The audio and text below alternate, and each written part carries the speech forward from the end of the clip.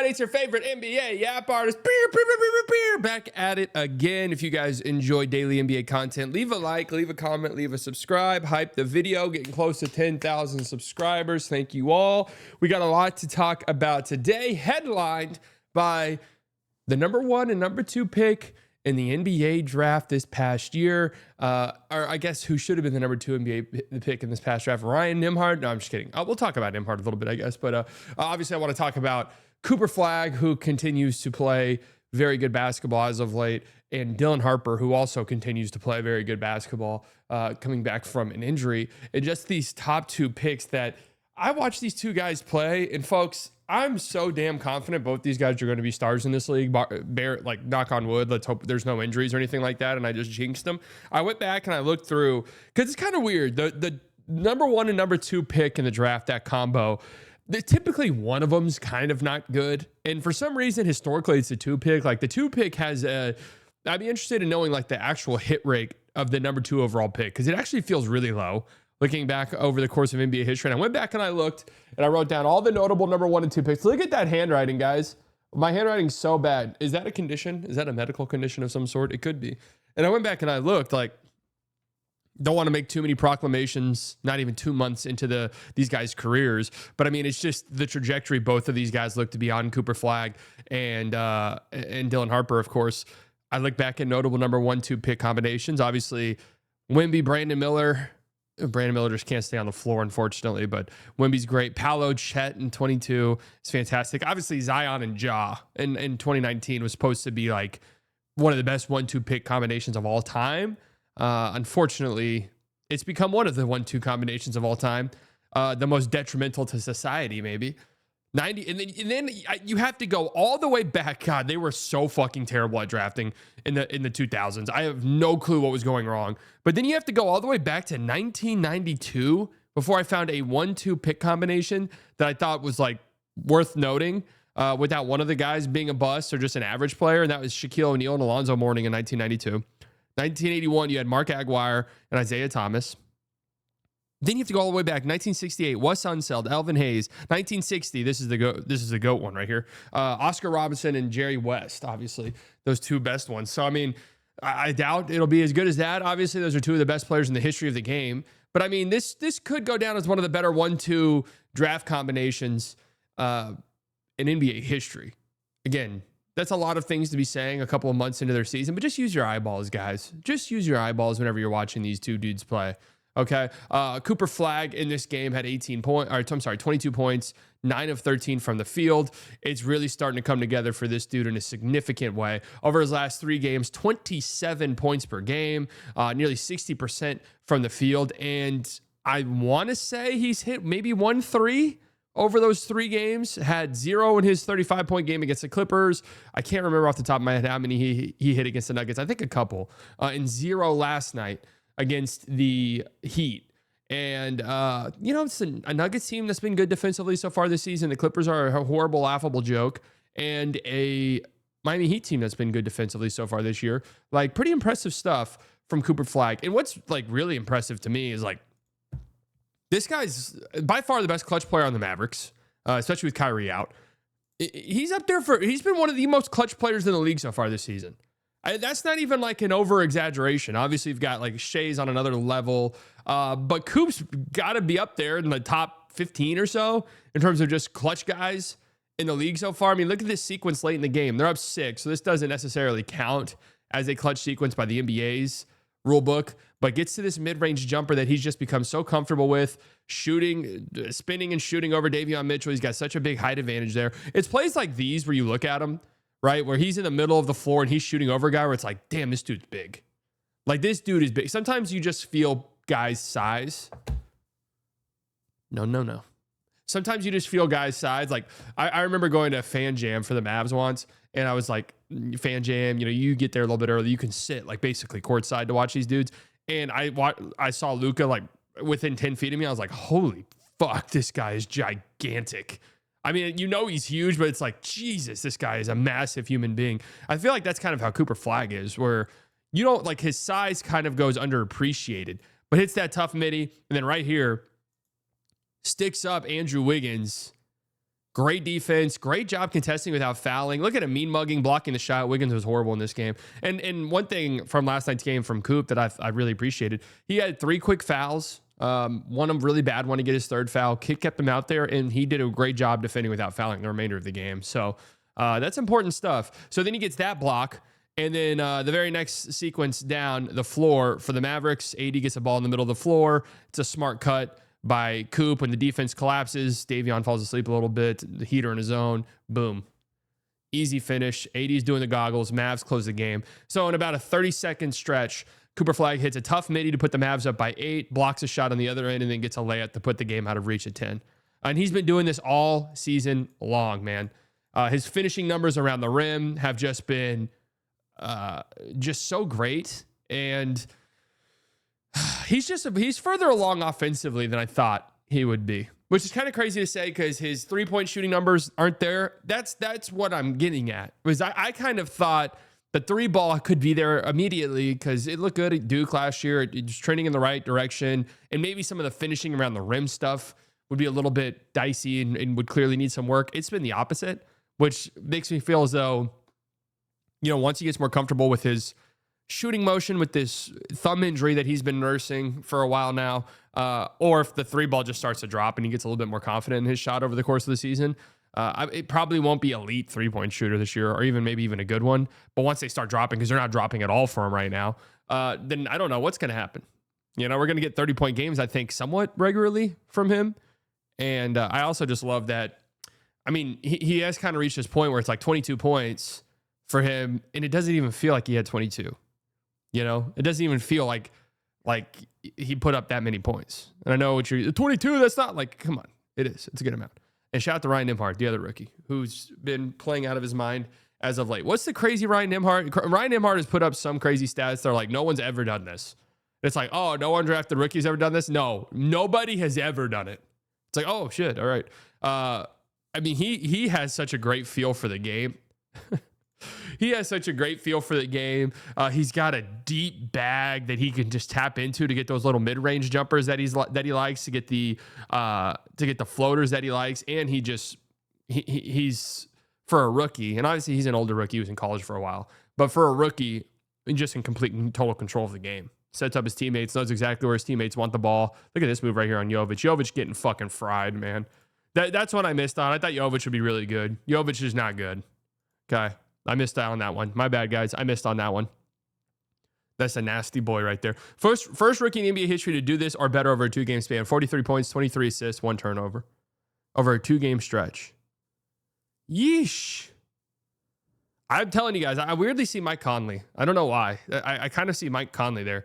First undrafted rookie in a modern draft era since 1967 with 15 points and 10 assists in consecutive games. Yeah, I'm thinking he's him. So those 2 rookies for Dallas playing really well. And then over in San Antonio, I guess down in San Antonio, damn, dude. Dylan Harper's good, man. He is good. And I watch him play, and I just think to myself, there's simply no way this guy is not a star in the league pretty quickly. I mean, I struggle to see how he does not put it together in a way that leads to stardom relatively quickly. This was a really fun game. Magic and Spurs. Magic were kind of just down 10. They made a big push late in the game. It looked like they had a really good chance to win it. And then the Spurs with De'Aaron Fox closing and icing the game. What did Fox end with last night? 31 points on 11 of 10 shooting. He was good. Luke Cornett had an incredible block. Luke Cornett was incredible last night. Absolutely fantastic. And they had the game-winning block against Franz Wagner. That was sick. I like this Magic team. It feels like they've sort of figured some stuff out. Tough loss last night, but it kind of is what it is. But Dylan Harper, man, his ability to get 2 feet in the paint whenever he feels like is next level elite for a rookie, right? For anybody in the league. And I'll show you guys a stat here in a second. That's honestly next to impossible to believe this early on in his career. But he just plays with such great pace. Like this little pull up right here, defenders have to. And he wants to get to the rim. Everybody knows that at this point, right? That's his game. Defenders have to respect the fact that he's one of the fastest players in the NBA already, right? And also is a big dude. I mean, what is Dylan Harper? 6'5", something like that? He has great size too. So if he gets to the rim, it's pretty much over and done with. So this little pull-up midi, this is the shot right here. Okay? Like, very quick. I'm very quick to sort of anoint a guy like this because I see him get into the paint whenever he wants. I'm like, yeah, that guy's going to be an incredible NBA player for 20 years. And it's like, all right, but if he doesn't develop a shot, there's a cap, right? There's a cap there. Like John Morant's one of the best players in the league at getting to the rim. And yeah, he's a star level player. Obviously, he's fallen off a little bit. But without the jumper, there's a lot of reliance on that athleticism. If one thing happens or you get a couple injuries, next thing you know, you're just lost a little bit of explosiveness and now you're not the player you used to be. So the shot's got to get better for him. It's kind of a questionable thing, but I think his form looks good. And if he can hit those sort of midi pull-up jumpers, then the sky is the limit for him. And, jumping in passing lanes, his free throws look good, which is nice. But again, like kind of what I said, he just gets to the paint so easily, collapses the defense, nice kick out to Devin Vassell for a corner three. I just love the pace in which he plays with. I love, like how fast he gets up the floor, man. What the hell? He's got like a speed boost. He's got a speed boost. Look at this stat right here. This shit's crazy. Rim attempts per 100 versus rim field goal percentage for guards. As of right now, obviously a very small sample size, but Dylan Harper has the highest rim attempts per 100 possessions for any point guard or shooting guard since 2020 Westbrook. Isn't that insane? I mean, he's getting to the rim at an obscene rate, and finishing pretty efficiently whenever he gets there as well. I mean, that's difficult to do in the NBA, to get to the rim consistently. You got to beat NBA level defenders to get there. And the fact he's able to do it with this much ease this early on, I just can't imagine a world in which he's not a star player very, very quickly, paired alongside Victor Wembanyama. I'm telling you guys, everybody's freaking out because Cooper Flagg, the Mavs won the draft. It's rigged. Dude, everyone should have been crying. Everybody should have been crying real legitimate tears that the Spurs got the number 2 overall pick. That's what should have been happening, right? That is what should have been happening. I saw this tweet. The Spurs culture tweeted that they wouldn't trade Dylan Harper for Giannis straight up. I'm going to be real. I kind of get where he's coming from. I get we might scoff this. I mean, as a Mavs fan, I wouldn't trade Cooper Flagg for Giannis straight up. I mean, like, why would the Mavs do that? It's kind of different for the Spurs because you could be like, well, Giannis and Wemby, we could win the championship right now if we really believe in that front court. Like, that'd be one of the best front courts ever. Like, we could win the NBA Finals this year, we think.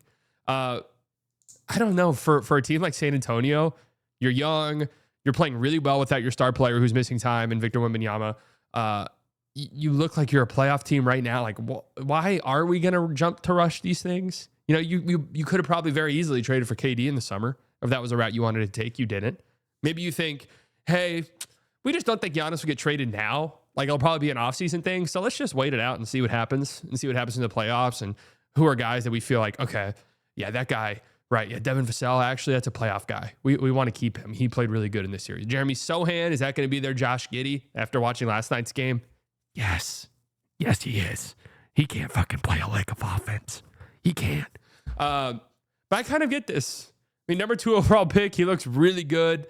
Yeah, I mean, I get where they're coming from. Let's let our young guys be young guys and see where it takes us. Like, we have a longer window with Harper. If you really think Harper can develop into a star like I can, like I do, Harper and Wemby versus Wemby and Giannis, our window is very much accelerated. And by the way, I think they could do it without Harper. Like, if Giannis says he wants to go to San Antonio, and San Antonio, reportedly, they're very aggressive. They're going to be very aggressive in a pursuit of Giannis. They've got some packages where it makes sense, right? Speaking of Milwaukee, pretty impressive win last night. Milwaukee coming off of an embarrassing loss to the Wizards. They get a really nice win against this Detroit team where Giannis goes down 3 minutes into the game with this bizarre-looking calf injury. Came out earlier today that he's going to miss the next 2 to 4 weeks. I was very scared whenever I first saw the play that it looked like an Achilles tear. And you guys know, if you've been around the channel for a long time, you know I'm Mr. Achilles guy, where the moment I see any lower leg injury, I'm like, Achilles, that has to be an Achilles, right? This one looked very bizarre. People said he was faking his his injury. I don't really see that. But he will be out for the next 2 to 4 weeks. And I can't help but feel some deja vu. The last time the Mavericks fans saw Luka Doncic, he left the game with a calf strain.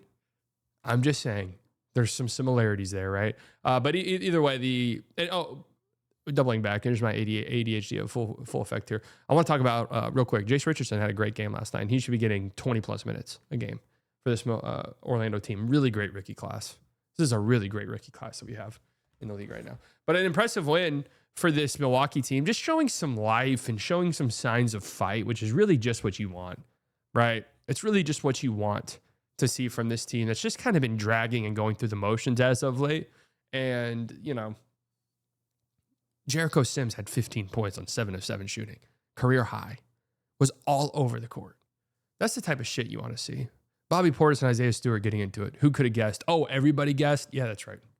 We all knew that one was coming, right? Hey, shout out to the Pistons. I will say this, right? Losing on the road to Milwaukee, obviously Milwaukee hasn't been good. Not the end of the world. It just goes to show how good the Pistons are now, that it feels like every single time the Pistons lose, it's like a big deal. That means you're in a good spot, I will say. That means you're in a good spot, Pistons fans. So kind of savor it. Just a horrible shooting night for this Pistons team. The Bucks played a zone pretty much the entire game, and the Pistons had piss running down their leg. Couldn't hit a three to save their lives. Cade Cunningham couldn't hit a three to save his life. Come on, Cade. Come on, man. Let's start knocking these down. Brooklyn, Chicago. Dude, hold on. Let me pull up Chicago's schedule. Their recent losses are hilarious. They have run the gauntlet of toilet teams, and, well, wouldn't you know it, they themselves are a toilet team. It feels next to impossible to believe considering their start. What they start 6-2, and it was like, dude, this team, you watch them play, and it's like they're flying around the court. They're playing with incredible pace. Giddey's a triple-double machine. Bazulis looks like he's making a year or two leap. Fast forward to now, and they're 9-12, bro. What the fuck? 3-10 in their last 13. Look at these teams they've lost to. The Nets last night, the Magic. Okay, the Magic have been playing really good lately. The Pacers, the Hornets, the Pelicans. They beat the Wizards by 1. A 40-point blowout loss to the Heat. Christ almighty, man. And what's funny is this Wizards 1-point win, that was when Vucevic after the game was like, what's there to celebrate? We got so much to clean up. Man, you want to know what needs to be cleaned up? You need to leave. You're horrible. Vucci Mane is an affront to whatever basketball god we have. And we will probably be paying with some type of cataclysmic event in the near future because of what Vucci Mane puts out on the court on a night-to-night basis. His effort level is pathetic. It is. I don't know how you can feel proud of that. I don't. And it's funny considering that interview he had, that post-game presser he had after their win against the Wizards, where they only won by 1 point. And in his defense, he did see the writing on the wall because they haven't won a game since then, right? So he did see the writing on the wall for them, but it's like everyone had people like this on their teams if they grew up playing sports, where it's like, come on, guys, we need to be better. And it's like, no, bro, you need to be better. Like, yeah, we get it. Rah, we all need to be better. But, dude, specifically, you have to be better. And that's how it feels watching Vucci Mane go out there. And it sucks because, like, if you have an organic nickname as cool as Vucci Mane and you suck, that's a disgrace. That's a waste. We don't have too many, like, legitimately great nicknames in the league. But Vucci Mane, I think, is on the short list. And it's wasted. It is wasted upon Vucci Mane. Giddey was great last night. I mean, he's out there playing by himself. And by the way, guys, Michael Porter Jr., what is he averaging this season? 33, an efficient 33 for MPJ. MPJ is quietly putting together a very good season. A very good season. 25 points per game, 48% from the field, 38% from deep. All right. Nearly 5 free throw attempts a game, too, by the way. Okay. I don't really know what to do with that information. Is there going to be a team out there who's like, yep, I'm in. Like, we'll pony up. That's what we need.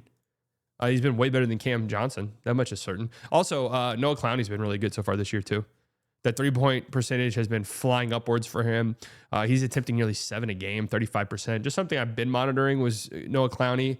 A lot of Nets fans were kind of excited about him entering the season.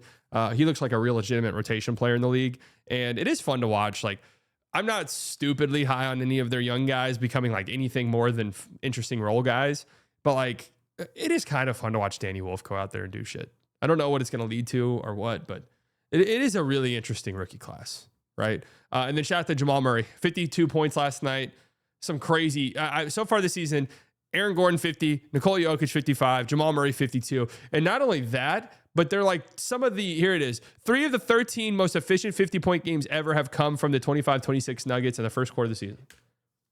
Aaron Gordon, Jamal Murray, and Jokic have had 3 of the most 13 efficient 50-point games of all time. And It's all happened in the last month.